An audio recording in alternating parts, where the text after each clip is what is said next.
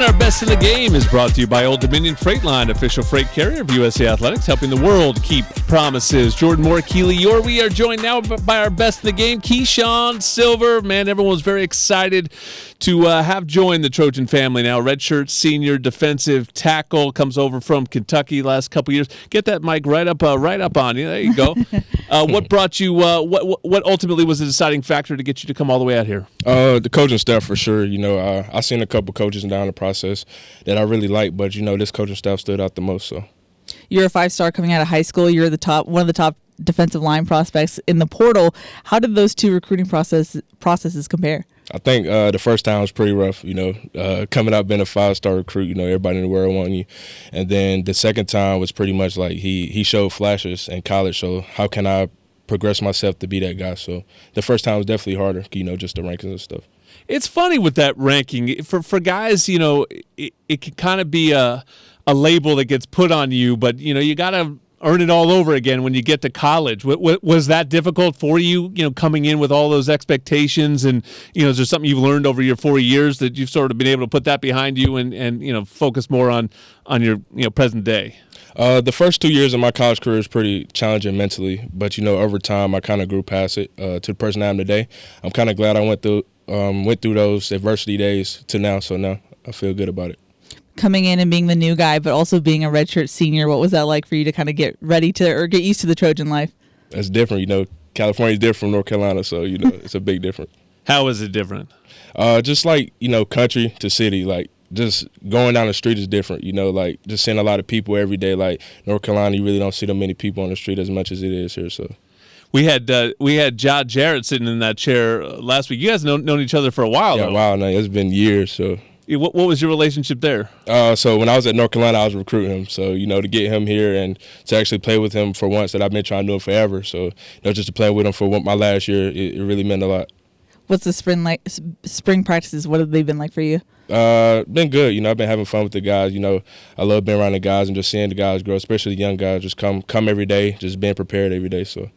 You're listening to Keeshawn Silver on Trojans Live, and you work with Sean Nua and Coach Henderson every day. We just constantly hear about Coach Henny. What is it about him that players gravitate towards him that makes guys just super excited to play for him? He's a people person. Like someone that could talk to you. Sometimes you just have the people that's so professional. Then you just need that guy that's going to give it to you. Straight. Like how can you understand? How can I teach you? He's that type of guy. So it's just nice to have someone that you could talk to that can explain it the way that you like to learn. At this point in your career, what are you trying to work on? What are you trying to improve? Just being a more vocal leader. That was my biggest thing. Just being more of a pass rusher, because I thought I was pretty dominant on run, just being able to convert the pass on certain downs and, just studying the game more, just becoming the best that I can be, Take people inside your position a little bit, because sometimes it's a situation where it's not easy to quantify what you do in stats, right? You're not necessarily going to lead the team in tackles. You love to get a sack, but you're not likely to lead the conference in a category like that. But you can have that kind of impact. So walk people through sort of what you process as a good rep, even if doesn't end in something that ends up in the box score. Taking a double team, knocking a man back in front of you. I think that's an elite rep, just being able to control the line of scrimmage, especially if you're at the zero tech, just taking on a double team, knocking back the center. You're not going to make every play. Like last year I showed on tape that I didn't make every play, but I was a person that was there that contributed, you know what I'm saying? So when the ball bounced outside, just know it's because of me. So. Now, I don't know if this was planned, but the majority of the defensive linemen on this roster have a single digit. Mm-hmm. Was that a thing, a vibe that you were going for, or did that just happen? I think it just randomly happened. Okay. It was pretty cool. Is there a story behind 9? How'd you end up with 9? So when I was at North Carolina my first year, I wanted the number 9, but I couldn't get it. So I lost my mom when I was a kid. I was 9 years old when I lost my mom, and I always cherished the number 9.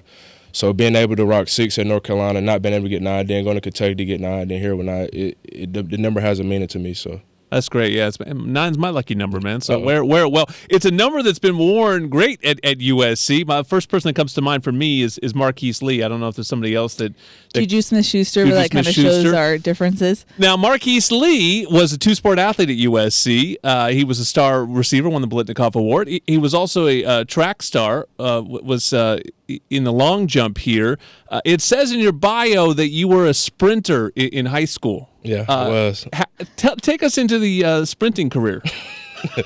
I did 4x1, 4x2. I did all that back in high school. I think my last year before COVID hit, I ran like 12 seconds. It was like 12:30 or something like that, and I came like third place. You were moving around that track. Did you ever look around and notice that you were bigger than all the other sprinters? Yeah, everybody was on the side. So. I'm sure that helps you though as a defensive lineman ultimately. Sure. Yeah. Also basketball. Yeah. You're a 3-sport athlete. That makes sense. I mean, you use that a little bit on the basketball court. Yeah, I still got it though. You still hoop? Yeah. I can still go. Play a little pickup. Okay. Well, I wanted to ask you about one more guy, Jakeem Stewart. Everyone's been talking about him. He's a young guy that you guys get to mentor a little bit, but everyone's pretty excited about him. What are you seeing from him in spring? He's a hard worker. He's a person that's coachable, not also by the coaches, but a person that's coachable by players. He's a guy that wants to come in for extra work and just be the best he can be. So every day he comes and he brings it. Well, I think this USC defensive line is going to be a story, guys. We talked to Ja last week. We talked to you this week. It just looks like a different crew.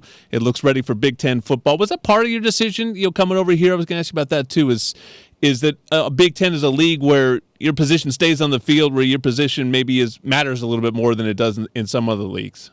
I think football is football. Every conference is different, but I think, cherishing the defensive lineman is very important.